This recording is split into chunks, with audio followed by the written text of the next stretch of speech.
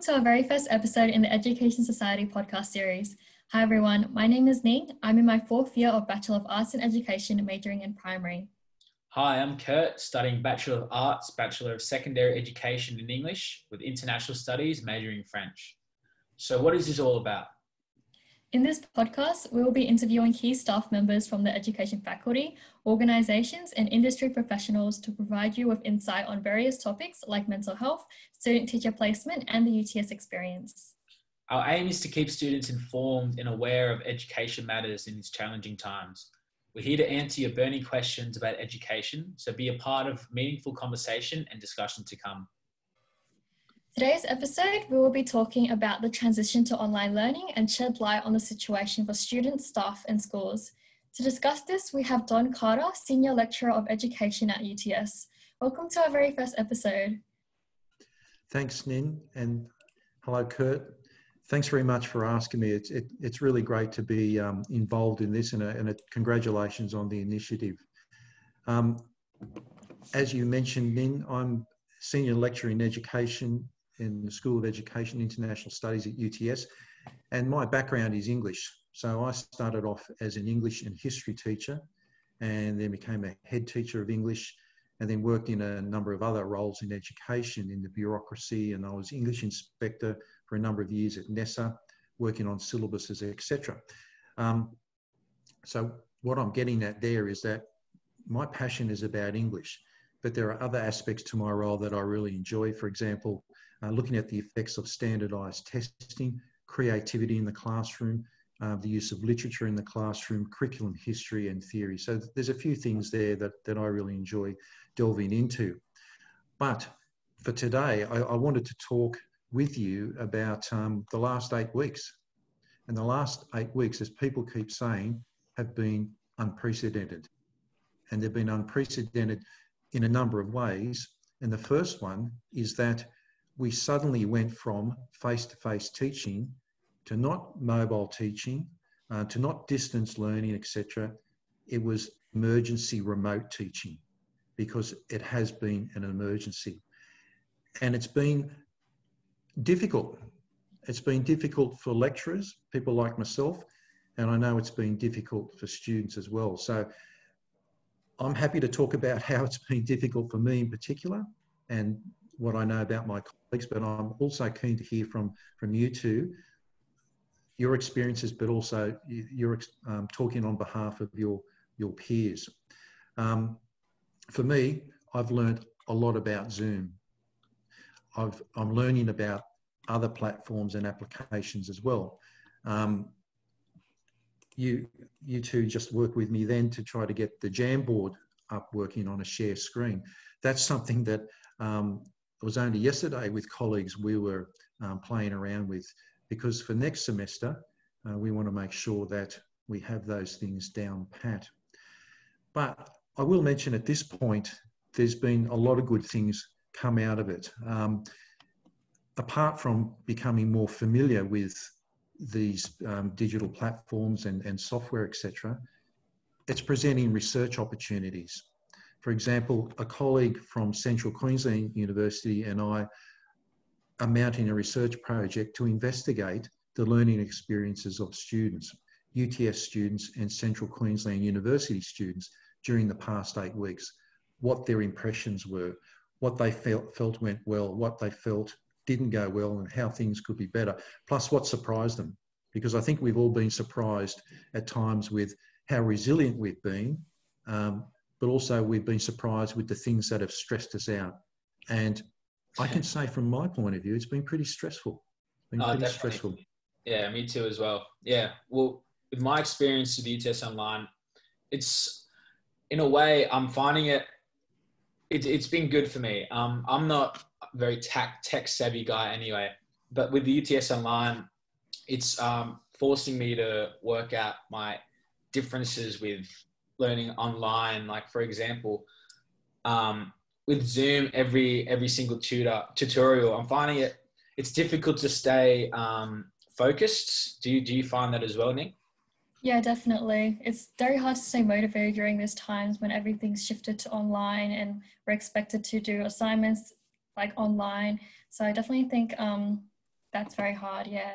They've been giving us a lot of leeway though, which is really good of the UTS staff as well. I'm really glad they're accommodating. It's been really well. But yeah, some of my colleagues, my peers, I guess you could say, my peers, like they are struggling as well. But what I wanted to ask you, Don, as well is what could they be doing to stay motivated? What could they be doing to make sure they're on track with their uni work during UTS Online? Well, the first thing I'd say to that question, Kurt, is to use the principle of what's called habit stacking. Now, habit stacking is used in all areas by different people, particularly people in sport and fitness. And what I'm getting at there is if someone is having trouble staying motivated, well then, if they need to do some uni work, do something that's a pleasurable habit first, then do the work on the back of that. For example, if every morning you have a cup of coffee and that's a habit and you enjoy that, as soon as you have the coffee or whilst you're having the coffee, do some work. So you're combining the two. And then the idea is that you're combining a pleasurable habit with something you need to do so that the two merge and hopefully become a habit and pleasurable to you. So that's the first piece of advice that I would give. The second piece of advice is to keep in contact with the lecturers. We're finding it tough too. There's exciting moments, etc. But we want to know how our students are feeling. We want to know if someone is struggling to stay on top of the work. We want to know if someone is tuning out, and some students have tuned out. We want to know if people are struggling psychologically, because we want to help. And I can tell you 100% genuineness, if I can put it that way, clumsy way, that UTS lecturers are a good bunch of people. They're really decent human beings and they want the students to get through. So that's the second thing I'd suggest. Stay in contact. Even if it's the most trivial question you think it is, ask your lecturer, ask the subject coordinator. But if you're struggling, let them know. And the third thing is to remember that beyond the subject coordinators and lecturers, UTS has an array of support services for students. You know, there's financial assistance and there's counselling, for example. And that's really important. And for anyone who's struggling psychologically, it's understandable, but the counsellors at UTS know what to do to help. So there's no shame in seeking help. They want you to get through your degree. We want you to get through your degree. You do too. So they're the three main things I'd start with, Kurt. Are they online, the help from UTS? Is it easy to access online? Yeah. If you just Google UTS support services or UTS student counselling, there's a link, and I believe you can do it over the phone, and they're probably running Zoom sessions too during this period. We'll definitely send the link after when the video is published as well, I think. Yeah. But I really want to reinforce the fact that because this is so unusual, we want to know how students are going. We want to know how you're feeling. And because I'm a course coordinator for the BABD, I want to know how students in that particular degree are going. And I'm really happy to receive emails about questions, concerns, just saying, hi, look, I'm going okay. We like to hear from students. That's the reason we're here. This is why we're working at UTS, students. That's excellent, Don. Well, part of our job is to research, etc., but the teaching is a big part of the job, and to me it's the most pleasurable part, and that's what I miss most, is that face-to-face contact with students. And whilst Zoom is good, it's not the same. Yeah. And can I also mention, because we're involved in teacher education, it's not just a case of us finding ways to work with you guys and to teach you guys as such. It's for you to learn for your pracs how to use digital platforms in your teaching, or how to teach remotely, because this may not be the only pandemic we have.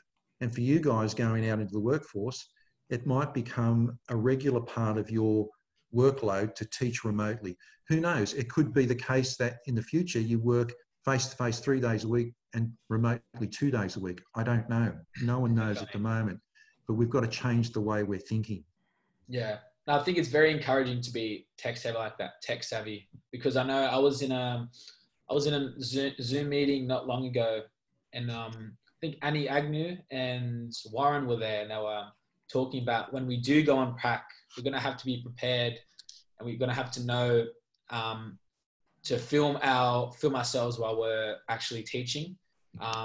Be prepared for the fact that the classes will be filmed whether we like it or not. I know it's some school policy at the moment. So yeah, I think it's definitely good to get into the jam now, just to know how it is we're going to be conducting ourselves. It's definitely going to be a strange experience. I think I'm going on prac in a couple of weeks. It'll be strange, but I mean, it's the way of the future. Don't you agree? Yeah, it is the way of the future, and schools are going to, from where we are at the moment with schools, I think they're going to shift quite considerably in their method of delivery of the curriculum to students, and the frequency as such. As I mentioned, it could be face-to-face for part of the week and remote other parts of the week. No one knows at the moment, but we've got to be prepared for that. As you know, there's it's really disrupted the professional experience program for this year, and Annie and her team have been working really hard to secure some certainty about it. And we're really grateful for you guys in being so patient while this gets sorted out. And it seems to be the case that it's a movable feast. It's changing every week. And as you see from government announcements, it's a fluid situation. So we really thank students for being so patient. We are doing our best to make things as certain as possible. Yeah, we really admire your effort as well. And we know it's very difficult. What we're going to say as well, what we're going to say as well was Ning and I have found in some of our classes that the students, because it's so unprecedented, and I think the rules and the expectations, they weren't exactly set. How do you recommend students be composing themselves and making sure they're adhering to UTS values and standards when it comes to online teaching? Well, I think first of all, there's just the issue of courtesy. Courtesy in every setting, so that first of all, when there's online tutorials, that students attend, and that students, as much as possible, take part in activities and discussions, etc. It's been interesting for me with my class this semester, insofar as I know that some people have their cameras turned off during the tutorial, which... How do you find that? Well, that's a good question. I sort of find it a bit disconcerting, to be honest. And when I've said, Kurt, you haven't got your camera turned on, and Kurt says, my camera's a bit wonky, or if I turn it on, it interrupts the internet connection, etc. Yeah. And which is probably true. But what I found myself doing is during the course of the tutorial, I might say, if Nin's got her camera turned off, I'll go, Nin, I'll ask her a question. Yeah. Just to see that she's still there. Oh, yeah. Okay. That she hasn't gone off and doing the shopping or, etc. Yeah. And it's not because I don't trust students. It's just, it's so strange that there's sort of a presence there, the name, but there's a blank screen. Yeah. So, and I understand too that students may not want everyone else seen into their room, into their home. It can be daunting, definitely. Yeah, it can be. Yeah, I understand that. So for me, I'm sort of, I find it disconcerting, as I've said, but I'm okay with it because it's a new environment. But what I do like students to do is to signal their presence through answering questions or asking questions or participating in the work. So what I've been doing is, with the writing, I'll get them to do 10 minutes of writing and email it to me so I can see the emails coming through. So I sort of know who's there listening, etc. And that might sound a little bit like being back at school, but I'm feeling my way forward and, you know, trying to find ways to engage students, to keep them interested, but also to make sure that they're there. And they're learning, yeah. How are you finding those strategies though? Are they successful in your class specifically? Well, you probably should ask the students in my class that question, but you know, I think in the main, yeah, I think in the main. And when I've asked them to do something, they've all been really good. They've responded. They've sent through work, and there's been some great pieces of work, some great pieces of writing, and we've had some great discussions. One of the best parts has been the group presentations, the online group presentations, and it sparked some really good discussion. Yeah, I did that. So I'm encouraged.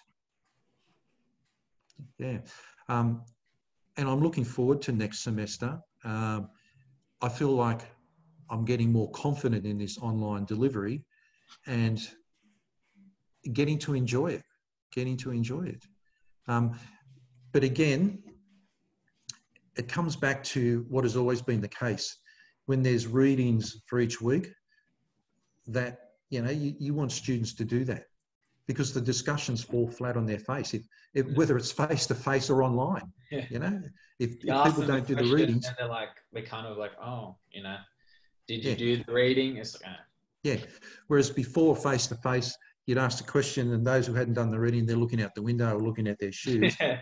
Now they've got the cameras turned off. Yeah, I was just about to say, yeah, it's going like, oh, I haven't seen nothing.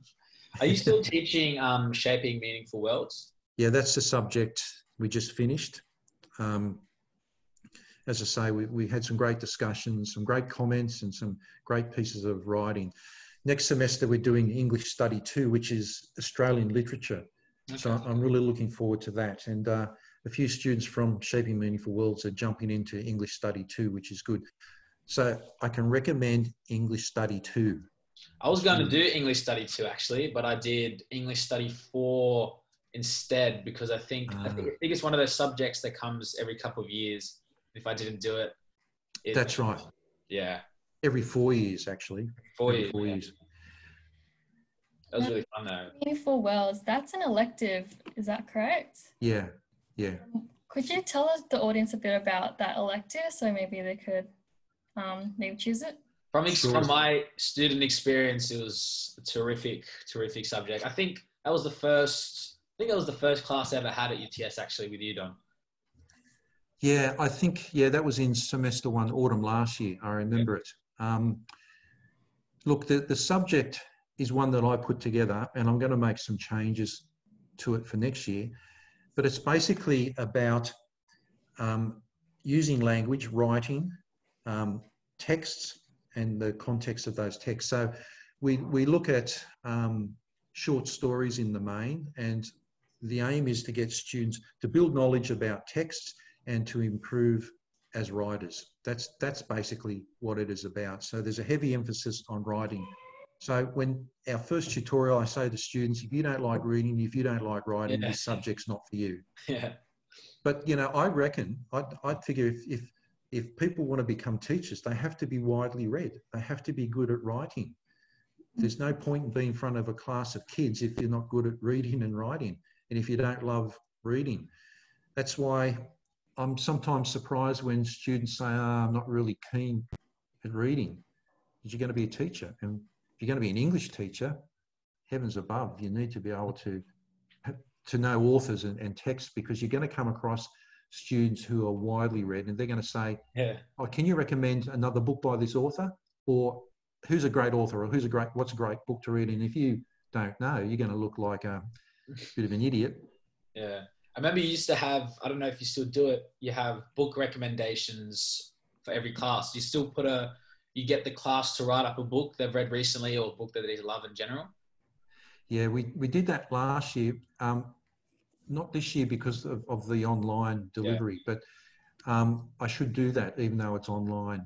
I thought that was very effective. I had a lot of good conversations with peers about that. We exchanged a lot of really good ideas. I remember talking to Mary Claire. She had a lot of really good book recommendations, and I'm still yet to get to those books, but it was good. I found it was a really good discussion to have as promising English teachers and teachers all around as well. Yeah, good. I must say I enjoyed teaching that class, and English study too. We'll be looking at some short stories, but also some drama script excerpts and some poetry and a novel or two. So there'll be a fair bit of reading, but it's all Australian literature. And one of the things that I want students to come out of these subjects knowing is the names of important authors, the names of important texts, because that's all part of our cultural knowledge. It's all part of knowledge building as well. Yeah, definitely. But it's been an interesting semester, this one. And as I said before, it's really important for people like me, the lecturers, to get a handle on how students are feeling. And I know that some students have sort of fallen between the cracks, and we're trying to reach out to them. So if there's anyone here, who watches this this recording, and who's feeling that they're not coping very well, then I'd encourage them to get in contact with me or their subject coordinator, their lecturer, or UTS counselling, because they would not be the only one who could be struggling during this period. We've also, I saw, that's good. I saw in an email as well, we had a student feedback survey, which actually works really well with the time. So, I mean, you definitely encourage students to do that as well, right? Yeah. Yeah. Always encourage. Yeah.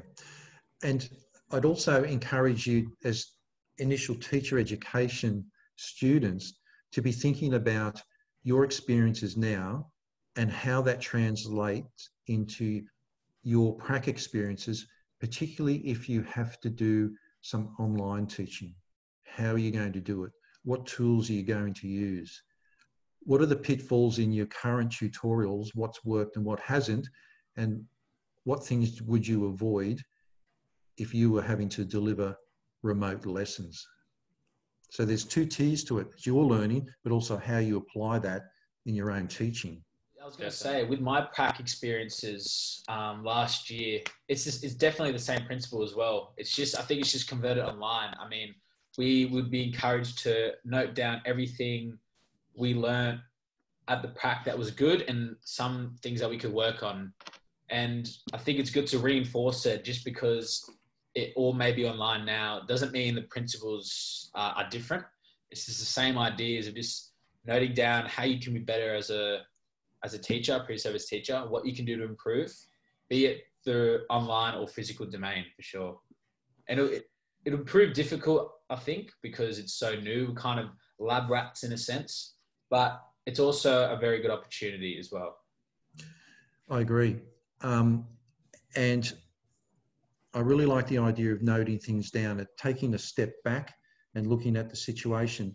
And one thing I'd encourage you to do, all of you to do, is to think about how you might use those notes, not only for your own experience, but as a body of knowledge that you could use in a research paper. So that what you're doing is actually publishing your own experiences. Your initial teacher education students, but why can't you also be using your experiences as the basis of research, as the basis of scholarly publications? So once you assemble some notes, why don't you work collaboratively, a group of you, to compile your notes, to look at the commonalities of the differences, and then to establish a point of view with the aim of publication. Does that make sense? Yeah. That's a good idea. I never considered it, to be honest. Well, what you're going through now as students interests a lot of researchers, because this is new territory for research. And say someone like me, I can publish about my experiences and what I feel, how it went teaching and so on. But we would want to hear, and there'd be a lot of interest from the student's angle, from the student's point of view. And what it would do is it provides you with a research platform in case you wanted to go down that path at some point in the future. And as you know, teaching is meant to be research inspired, and why not use your own experiences? Yeah. Have a think about it. Yeah. Yeah. What are some researchers, say we did do this, what are some researchers we could go to with all this information besides you? Like, how accessible are these researchers? A lot of ETS? Yeah, there's a number of people you could talk to about this. I mean, anyone in the School of Education would be interested in this. But I think one of the starting points would be to look at particular journals, to see which journals would be interested in this type of article. And I can have a look for you, but some of the journals are based on specific curriculum angles, like there's the Australian Association for the Teaching of English. So that's about the teaching of English. So you'd be looking at something more broadly about the Australian Journal of Teaching, for example. There's some journals that are looking not so much at particular curriculum areas, but they're looking at education and teaching as a whole. So I'd be looking at something that's broadly about the teaching profession. And it would be good to hook up with an academic or two, because, you know, my colleagues and I have experience in this and connections with these journals. So have a think about it. Definitely. Yeah, for sure. I wanted to focus on actually something that you touched on already, Don, about pre-service teachers and what they can expect in future classrooms now that COVID has impacted a lot of schools. I was wondering if you could share your speculations about what pre-service teachers can expect and maybe prepare for now. It's a good question, because so much of it is unknown. But there will be some principles that will remain constant. Principles such as your curriculum knowledge. You will need to know the curriculum and the syllabuses. If you're doing primary teaching, you need to know those 6 main syllabuses. If you're doing secondary, it's at least 8 syllabuses. If you're going to be teaching senior high school, it's going to be quite, you need that substantial knowledge of the curriculum. Another constant you will need is assessment knowledge and expertise. And that will need to be refined if there's a situation where assessment is done remotely. And you'll need to think carefully about the types of assessment tasks that you set. For example, you'd need to think about, well, in schools now, for year 12, a lot of assessment tasks will be done on site, where the teacher can monitor and watch that it is the student who's doing the writing. Whereas if it's a COVID pandemic again, well, then some of those tasks will be done remotely, and you'll need to be able to monitor to find who's, to make sure that it's authentic work by the student. So 2 things there, that's the curriculum knowledge, that's constant. Assessment is constant, but there'll be some refinement of those particular assessment tasks. But I think the big one is maintaining student engagement. If it's going to be remote delivery, then how do you maintain student engagement? And that's where knowledge of digital platforms and using them effectively will come into place. That's going to be a very important part of what's going to happen in the future. So those 3 areas are important parts. That's very true. And I feel like because I do online tutoring at the moment, I feel like I'm very challenged by those things as well. Student engagement being one of them. I've figured out ways to maybe play games, watch a video, or get them to be as interactive as possible through online medium. Yeah, and I think that's the key, as interactive as possible. And just as in the classroom, you're keeping an eye on students and what they're doing and so on. Online, you need to keep an eye on who's logged on, who's not, who's got the camera on, who's got it off, checking in with them throughout. But I'm no expert in this because I'm learning as I'm going. I'm like you guys. I'm a novice in this. Yeah, we all are.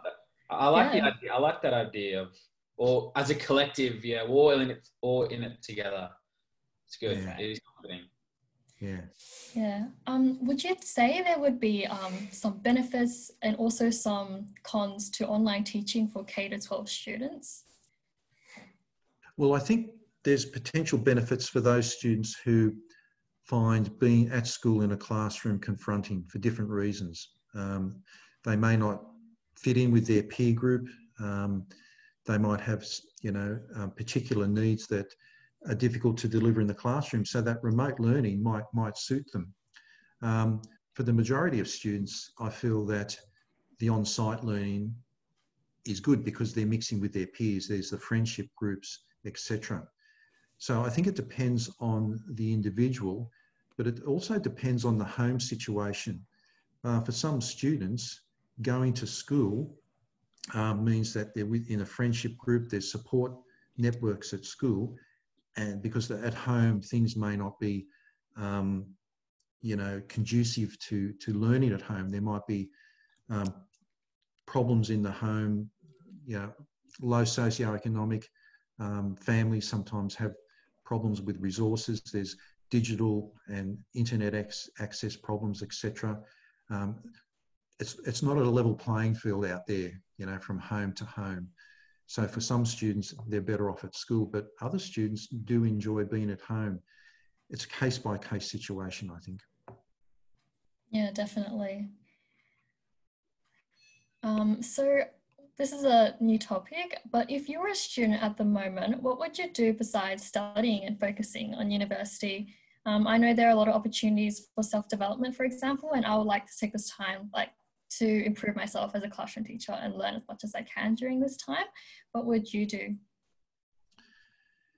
If I were starting university now, I would get involved in a number of groups at the university to get to know people. Sure, I'd be looking to make friends within the cohort of the course I'm doing, but also I'd be looking to make contacts beyond that in, like the EdSoc group, for example. I think that's a great idea, but other groups as well, to get to know people and get to know students who are doing other degrees. I think that's really important. I'd also be looking to, I guess, strengthen my knowledge of education by, if possible, having a part-time job that's in an education-related context. Now, for some students, that might be in an early childhood centre. Others, it could be, part-time tutoring. But getting another angle on education and getting more experience there. I know that a lot of students do some tutoring. They do tutoring of Year 12 students. I think that's good because that keeps your knowledge of curriculum up to date. And it gives you that... Just real quick response to that, UTS Careers is a really good platform for finding heaps of tutoring jobs. So if anyone watching this would like an opportunity to be a tutor, go to UTS Careers. Just look up tutoring jobs. So many fields: mathematics, science, English. It's a really good opportunity. I found it recently, and I'm going through them as well, trying to find a good job that suits me. Yeah, that's good advice, Kurt. You see, when I went to university to do my undergraduate degree, quite a while ago now, university life was very different because people were enrolled in full-time courses and you'd spend 5 days a week on campus. And there were all these activities and there were bands playing at lunchtime and there were different societies and so on. And it was a really vibrant and, full existence. Not that UTS isn't a vibrant campus, don't get me wrong, but because students these days, most have part-time jobs, the time spent on campus is a lot less than when I was doing my degree. Mm. And I think it's a shame in a way because university life on campus can be really exciting. Very fun. So that's why I say get involved in as much as you can on campus and do what you've done, Kurt. Try to get involved in the, say, the something like the faculty board, where it gives you another perspective on university life, policies, and it also is about making contacts, getting networks going. And that would be my other piece of advice is get to know people so you can establish networks so that it's beneficial for both parties. Yeah, no, definitely. It's a really good time as well, considering, we have so much time to do these things. And stemming from that, like these circumstances, because we have so much time to be focusing on things we wouldn't normally have the time to focus on, not just with uni, but I think it is important to acknowledge like how we should be spending our time and how we should be spending it wisely. Like, for example, not just with uni, but I'm learning other skills I wouldn't normally have the time to learn. And do you agree, Don, that students should be finding and improving skills that, they wouldn't, when this is all over, say, they wouldn't have time to do because they'll be on campus so much, but because they're at home, they have all the time in the world, say, to be focusing on something like an instrument or a language or something. What do you have to say about that? It's really important to have interests beyond your work, your university subjects, etc. So whether it's playing a musical instrument, as you've just mentioned, or being involved in a gym, some sort of sporting club, that's important to have a rounded existence. I also think it's, as I mentioned before, it's important for all students to be wide readers. If you want to be a teacher, as I said, you've got to know literature. Basically, you've got to be a wide reader. So I'd be hoping that people would have the opportunity to sit down with a good book and get stuck into that. I know Netflix is really big, etc. And when you go into a school as a teacher, the kids you're teaching are going to be glued to the screen a lot, and they know a lot of movies, etc. So it's worthwhile what they're talking about, because that helps you to develop bonds with your students. And it's another type of text, isn't it? Movies and TV shows, etc. But there are those other pursuits beyond your job, beyond your university course, that are important, and important for your psychological health as well. Yeah, because Ning, Tom, and I, we have this folder, like a Google resource document that the idea is we want to, after every episode and throughout, we want to post the link when we post the actual video, and we kind of want to make it a living, breathing document just full of resources and texts that anyone who looks at it can learn from and share with other people. So when we do share it, would you like to add some documents and resources to that? Just so it's pretty broad. It's just to help pre-service teachers and a lot of people actually, just with classroom management, strategies, learning, and just so they can keep themselves occupied. That sounds like a great idea. Yeah, would certainly love to help out however I could. Thank you. Sweet. Yeah. But actually, before I ask, what have you been doing besides university and teaching online? Have you picked up any new skills? Well, I'd like to think I've picked up a few skills with Zoom and the digital platforms, etc. But let's call it, they're emerging, they're evolving. I've been keeping sane by doing running and exercise and that type of thing, because I find sitting at a desk, whether it be on campus or at home, you just need to get up and move. So I've been trying to do a lot of exercising and getting outside. And as I do that, all around the streets where I live, there are people doing the same thing. It's been amazing, the number of people out exercising everywhere. I know there've been a lot of media reports about it too, around Canada Bay, the walk around there. People have been complaining that there's been so many people out, but that's a good thing. People out exercising. Yeah, the Bay Walk. The Bay Walk, yeah. Yeah, that's huge. I did it. I've been trying to do it as much as I can, at least once or twice, 3 times a week, around 3 times a week. It does get packed, I must say. It's more packed now than it obviously ever was before. But yeah, there are police patrolling. It's not like hell on earth. It's fine. But I mean, yeah, there should be other ways to exercise. I know Canada Bay, like Jemoyne area, has a lot of good areas to walk from. Yeah. I think that's really important for psychological health, that getting outside and exercising, walking or running or whatever it is. Definitely. Yep, definitely. Yeah, they're all the questions we have for you, Don. Before we log off, would you like to ask us any questions, or do you have any discussion prompts you'd like to introduce?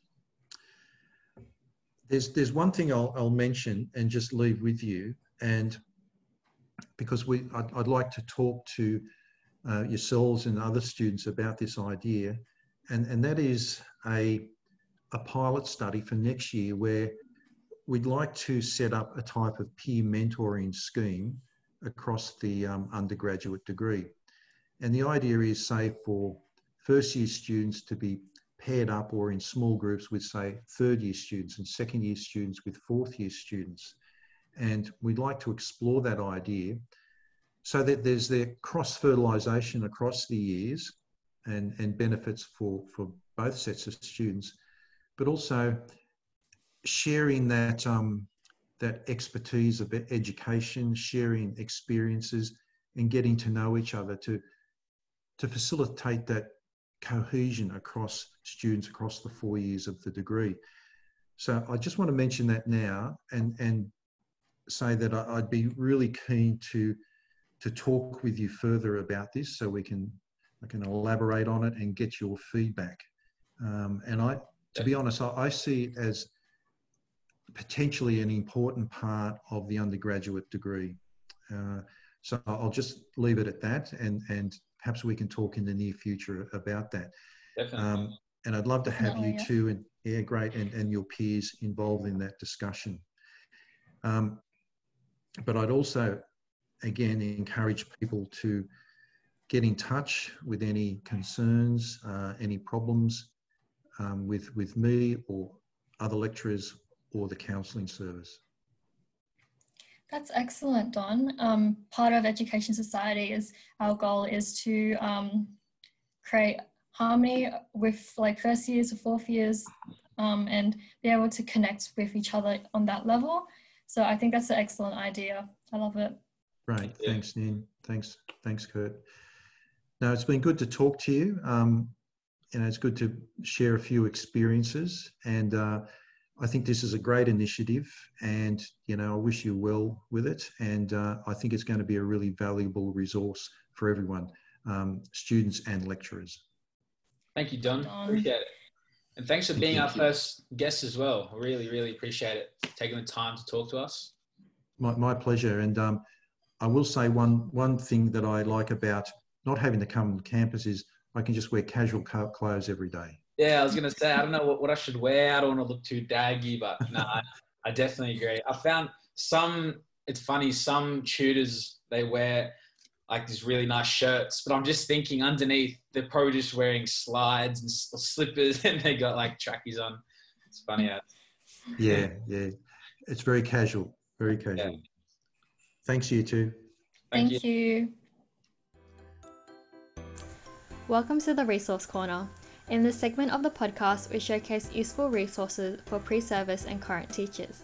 In the episode, we talked about the challenges of online learning and keeping students engaged and making content interactive while staying at home. So today, I'll be introducing Book Creator. Book Creator is an online tool that gives students freedom to be creative, express themselves, and show their understanding on a topic.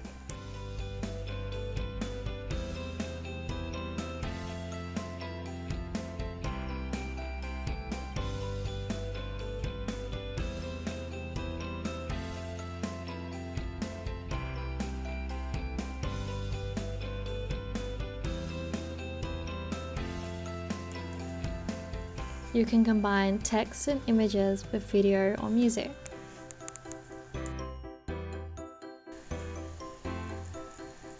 Record your voice to create an interactive audiobook.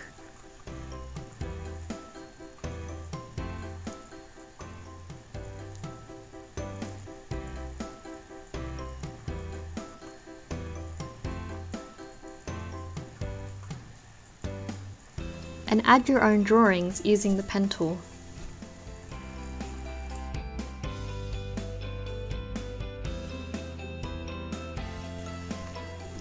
A special feature is real-time collaboration. It allows you to interact with students in real time, like Google Docs.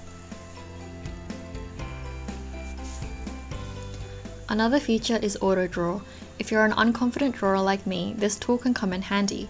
Create a rough sketch of your drawing and watch it magically come to life.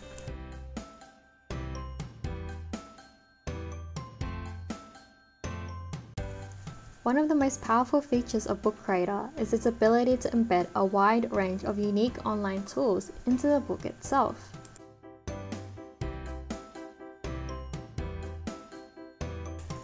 Make a typing test with Flippity.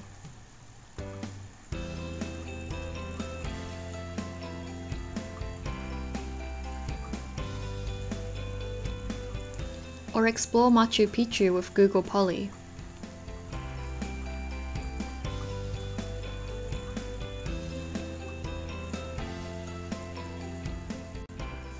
Use Quizizz to include fun interactive quizzes into your book.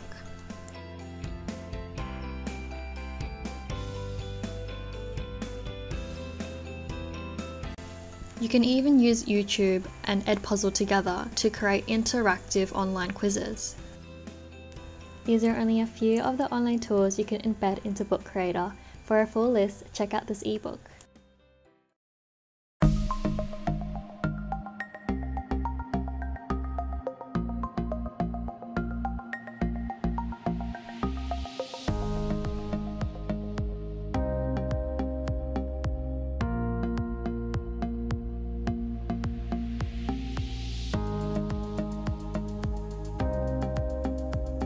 That is correct. You always want to keep your passwords private. How to Be Healthy for Kids by Annabelle Liang.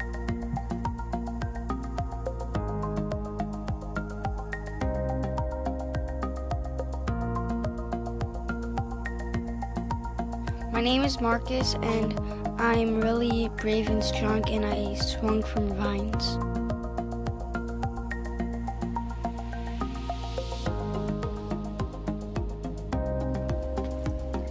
Why are we in the woods? It's so cold and dark.